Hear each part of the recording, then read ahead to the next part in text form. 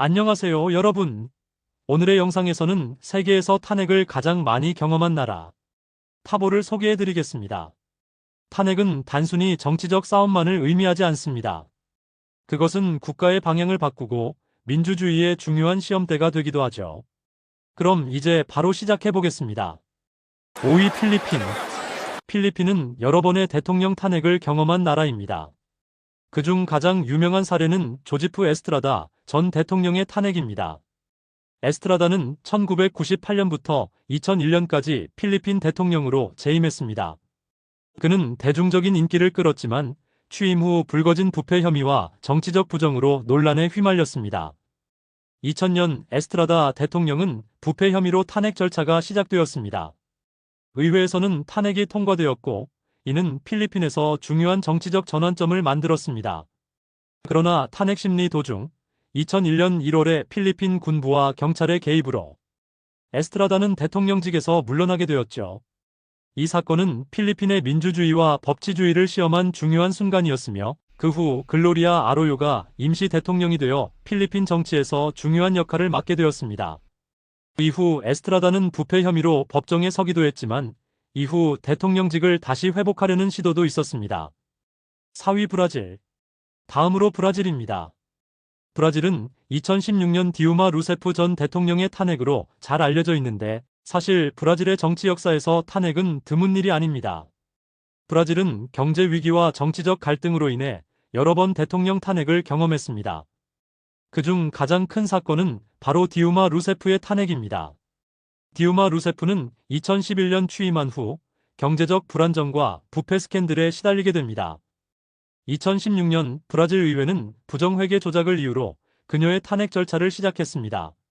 루세프는 대통령직을 방어하려 했지만 결국 브라질 상원에서 탄핵이 통과되었고 그녀는 물러나게 되었습니다. 이 사건은 브라질 정치에 심각한 분열을 초래했으며 미셰우 테메르가 임시 대통령으로 취임하게 되었습니다. 브라질에서는 대통령의 탄핵이 정치적 불안정을 초래하면서도 정치권의 책임 추궁이라는 측면에서는 중요한 사건으로 기억됩니다. 3위 아르헨티나. 아르헨티나는 경제적 불안과 정치적 갈등으로 인해 여러 번의 탄핵을 경험한 나라입니다. 대표적인 사례는 바로 카를로스 멜리아 전 대통령의 탄핵 사건입니다. 카를로스 멜리아는 1989년 취임했지만 경제적 위기 속에서 정책 실패와 부패 혐의로 비판을 받았습니다. 화면의 멜리아 대통령, 2001년 경제 위기 장면. 2001년 멜리아는 자금 세탁과 부패 혐의로 기소되었고 결국 탄핵 절차가 시작되었습니다. 그는 대통령직을 유지하려 했지만 결국 사임하게 되었습니다. 이후 아르헨티나는 경제적 붕괴와 정치적 혼란 속에서 빠져나가기 위해 고군분투하게 되죠. 이 사건은 아르헨티나가 겪은 경제 위기와 정치적 불신을 고스란히 드러내며 국민들의 민주적 요구가 정치 변화를 이끌어내는 사례로 남았습니다. 2위 한국. 다음은 한국입니다. 한국은 정치적 변화가 빠르고 대통령 탄핵이 역사적인 순간으로 자리 잡은 나라 중 하나입니다. 가장 유명한 탄핵 사건은 박근혜 대통령의 탄핵입니다. 박근혜 전 대통령은 2013년에 취임했지만 2016년 최순실 게이트라는 대형 부패 스캔들로 큰 논란에 휘말리게 됩니다. 이 사건은 정치적 스캔들과 권력 남용이 맞물리면서 전국적인 시위로 번졌고 결국 2017년 헌법재판소에서 박근혜 대통령의 탄핵이 확정되었습니다.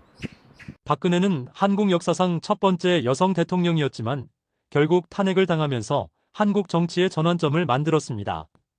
이 사건은 한국 정치에서 법치주의와 민주주의의 중요한 시험이었고 국민들의 정치 참여와 시민의 권리에 대한 큰 변화를 촉발했습니다. 1위 우크라이나. 마지막으로 우크라이나입니다. 우크라이나는 두 번의 대통령 탄핵을 경험한 나라로 정치적 불안정과 부패 문제로 어려움을 겪었습니다. 첫 번째 사례는 바로 빅토르 야누코비치 전 대통령의 탄핵입니다. 2004년 야누코비치는 부정선거로 재선에 성공했지만 오렌지 혁명이라고 불리는 대규모 시위가 일어나면서 그의 선거 결과는 무효화되었습니다. 이 사건은 우크라이나 민주화의 중요한 전환점이 되었죠.